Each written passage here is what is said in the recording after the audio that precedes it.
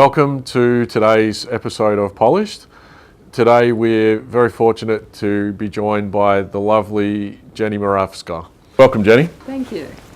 Thanks for being here. And maybe a good starting point is tell us about your Polish heritage. You mentioned that you come from aristocracy traditionally and your family's done some exciting things. Well, not me myself, but my grandfather was the foreign minister when the war broke out, and then he worked with de Gaulle and Roosevelt and Churchill in setting up the Polish government in exile, and so the family is now, the diaspora is spread. There's quite a lot in Poland, but they're also around the world because that was in the UK and in France. And how did they find themselves based in Australia, or that spread of Australia? How did well, the only one that spread to Australia was my dad. So he did law at Oxford, and then I think was looking for an adventure and came to Australia. And I think in the 50s was probably in shock, but it ended up absolutely loving Australia. Where did he land when he first came here? Sydney. Okay, you've been born and raised, Sydney born and raised, and lived all over? Me? Yeah. Yeah. Born in Sydney, raised in Sydney, left when I finished my first degree. And on that note, tell us, you've had a long and glittering career. I don't even know where to start. But maybe tell us about how you've done biomed, you've done PwC, EY. Where did it all begin? Gosh, it started I started life as a molecular geneticist, and I was doing research, and I realised that I wanted to change the world, and it wasn't going to happen through genetics at that stage. We weren't as advanced. And so this is the very brief version, I did an MBA and moved into the consulting world and ended up running the Canberra management consulting in PwC. And how did you find the world of consulting at your EYs and PwC? Oh, I loved it. I loved the variety. I'm a problem solver, so consulting sat with me absolutely perfectly, and it's part of my life. Tell me you can't do something, and I'll find a way to do it. And where did you end up after the PwC and the EYs? I went into government. I was invited in as one of the first 4 women deputy secretaries at the federal level. So I started in the Industry, Science and Resources Department, which was absolutely fascinating. And I came from outside, so I didn't really understand how important public policy was. And I had a wonderful secretary who taught me a lot about policy. And then I went across to the Department of Finance and was the Deputy CEO in the Department of Finance as well. So it's interesting that we're in Parliament House at the moment because this is the state and I'm very familiar with the federal one. And how come you ended up changing? You've done so many different industries. Do you get bored? Do you need a challenge? It's interesting. I've often been asked about that because I've never planned my career. And I think that when you're passionate and loving your role, you don't notice that there are always heaps of options out there. And I think then things come up out of the blue and I think, oh, that's really interesting. I might follow that. A little bit of ADHD going on here. No resume. You've never had a resume, never had a job interview? Probably not. No, probably not for about ever. Yeah. That's really interesting. I've never thought about that. Yeah. No, it's always been, for example, with finance, I was in the industry department, I was interviewing senior people because there were only 4 of us in Australia, so we got to do a lot of the panels for very senior interviews. And I just said off the cuff to the CEO, you really need a woman here. Wasn't thinking about me at all. And he said, well, why don't you come over? And it was sort of like, maybe I will. And then I went into banking very much the same way. I had a dear friend who was the deputy of one of the big 4 banks. And I said, I'm at the Reserve Bank for a meeting, do you want a coffee? And she said, no, but when are you going to come and work with us? So I moved back to Sydney. Okay. And, it was just the time. For me, it's when everything comes together and I can see a clear path and I can see I can value add, then that happens. And I think that's been my life journey. I don't know why, but it certainly has been. And have you found, is it the relationships that have gotten you in the door, or is it the transferable skills that... Probably both. I'm very much a generalist, but I'm strong in the sort of finance and the tech side of things, which was always, not so much these days, but it was a really unusual combination to be a scientist and a financial person. And also I did training in psychotherapy, so I had that kind of mix of soft and hard skills. So more so it's seen now, but it was very rare in those days. Do you look at scientific data the same as you do a balance sheet, for argument's sake? Yeah, probably. Okay. I think that analytical piece is, yeah. That's interesting. And you've worked in about 60 countries. Is that correct? Yes. You've physically been there, or you've been remote, or?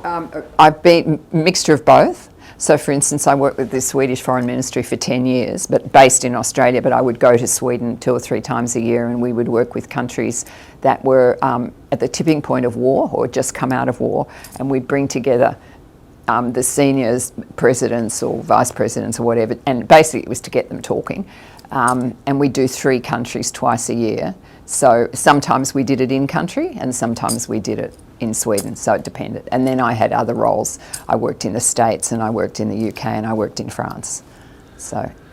Tell us more about that, because that would have been a very interesting place to be when tensions are high, there's politics involved, there's feelings are hurt, I imagine.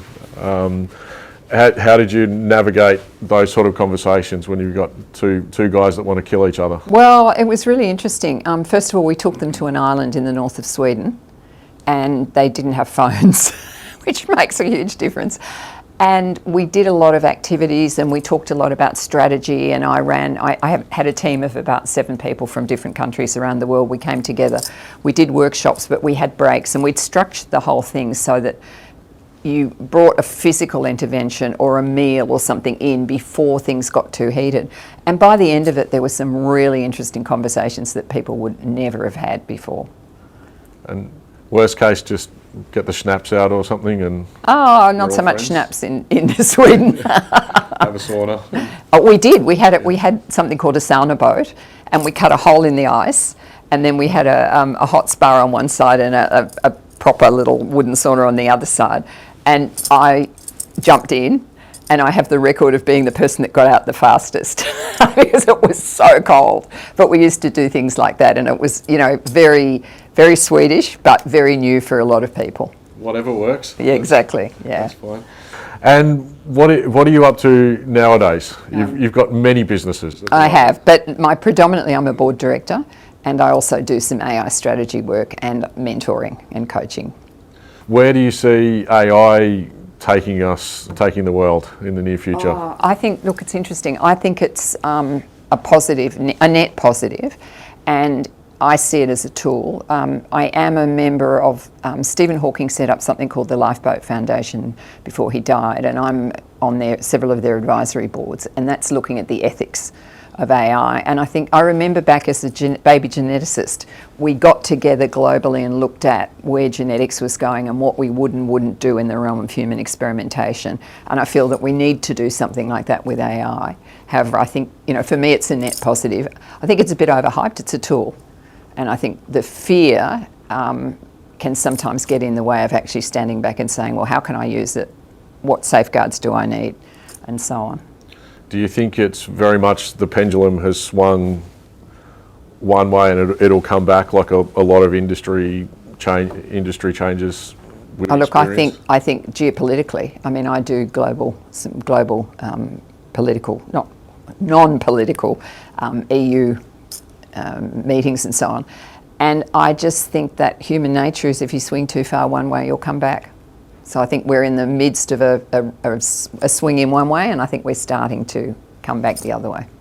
Well, I think the one thing AI can't replace is relationships, and I think the more it swings back, the more people are going to realise we do business on relationships, not just on price. I always talk about human connection and AI. I think those two things need to be together. And this is why I think the fear that AI is going to take jobs is not necessarily well grounded. It will supplant some jobs. However, there's such a growth in other jobs. So for example, I'm on a university council, and we really have to think, how do we train people now? What do we need in our courses? The traditional way of teaching is not relevant anymore, and we have to always be thinking to the future, and I suppose that's a characteristic of me. I'm always looking for the next step ahead. Are university degrees redundant now because of AI? No, I don't think so. I think they just need to be different in some fields. How does a teacher or a lecturer manage to keep up with the syllabus, with the wealth of information moving so fast at the moment? Is it possible? Because I know universities are traditionally very slow to react. If you want a textbook change, it takes 2 years to get it. Yeah, I think it depends on the university. I mean, I'm very lucky that I'm with a very forward-thinking university, and we're looking at what does it mean for curriculum, what does it mean for the way you present courses, how you structure the semesters, whether you go for a different model, do you do micro-credentialing or not. So I think it's more about at the senior levels in the university and at the academic board level, there has to be a lot of thought around what is best fit for the future, as opposed to we've always done it this way. And it doesn't mean you throw the baby out with the bathwater, because there are some things, if I'm doing veterinary science or medicine or engineering, there's some basic principles and some hands-on things that I need to understand no matter what. And how do you see examinations changing? Because there's been a lot of online talk at the moment where globally a lot of people are saying, look, I've got a degree, but 95% of the class did it just on AI. Yeah, I mean, we're really investigating how you, remember in the old days, they had software to decide whether there was plagiarism. Well, we're looking at mechanisms like that with AI. And the thing is, embrace it, use it, make that part of the skill base rather than, it's probably no different from somebody going to the library in the past and copying a whole lot out of a book and saying, here's my assignment, and it's not picked up. So I think we have to think, just thinking differently, but positively. I mean, I am an optimist, and I always have been. So I'm not only a tech optimist, I'm a life optimist. And what's been your favourite industry to work in so far? Oh gosh, don't ask me that, because I love them all. I really do. I just enjoy people. I love work. I love challenges. So I don't think the content is necessarily makes a difference. There are certain areas that I'm probably more aligned to, obviously the kind of medical, tech, finance space, but it's such a broad space and there's so much happening. And it's like, back to your question, how do people keep up? It's the same in the medical profession, because until COVID, it took 15 to 17 years to get something out to the patient from the bench. And now we've shown we can do it in 2 or 3 years. So that's a fundamental change. So how do doctors keep up? How do physicians keep up? How do surgeons keep up? It's not just universities, it's society. We have to find ways of not panicking and informing ourselves, because there's so much out there. It could be overwhelming. And I think you add the geopolitical piece to it. I'm seeing a lot of overwhelming people at the moment, and it's kind of, there's also this push back to calm, basic ways of being, which I think is important. And I'm a meditator. So what's the next challenge then? You said you like challenges. Yeah, I'm about to take on board a couple of new chair roles, and I'm learning more and more about the AI world and working with clients on that. So for me, and I also love spending I'm a traveller, and it's the year of the horse, so the year of travel. Perfect.